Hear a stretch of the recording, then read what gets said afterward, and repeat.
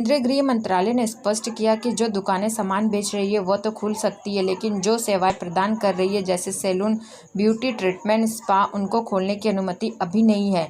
MHA की संयुक्त सचिव पुण्य सलीला श्रीवास्तव ने बताया कि नए आदेश के मुताबिक किसी भी तरह के रेस्टोरेंट को खोलने की अनुमति नहीं है। आपको बता दें कि कोरोना महामारी के कारण देश भर में 1 महीने से अधिक समय से लागू पूर्णबंदी के दिशा निर्देश में शुक्रवार रात किए गए संशोधन ने अनुसार गैर हॉटस्पॉट वाले क्षेत्रों में कुछ शर्तों के साथ दुकान खोलने को छूट दी गई है।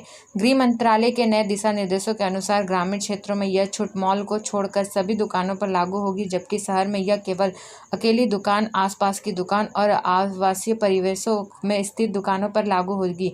बाजार और बाजार परिसरों तथा मॉल से स्थित दुकानों पर यह छूट लागू नहीं होगी। आदेश से यह स्पष्ट किया गया है कि ई-कॉमर्स कंपनियों को भी केवल अनिवार्य वस्तुओं की आपूर्ति की छूट रहेगी और गैर जरूरी वस्तुओं की आपूर्ति अभी तक नहीं कर सकेगी।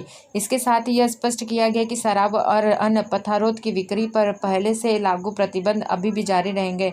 यह भी कहा गया कि शहर को या ग्रामीण दोनों को ही हॉटस्पॉट क्षेत्र से यह छूट लागू नहीं होगी।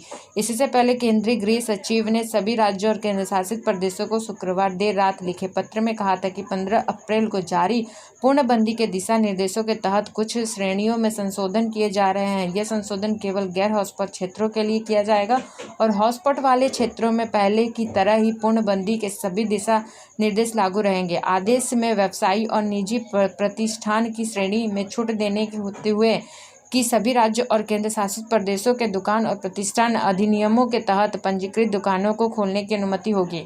यह आदेश आवासीय परिसरों, पड़ोसी में बनी और अकेली दुकानों पर भी लागू होगी।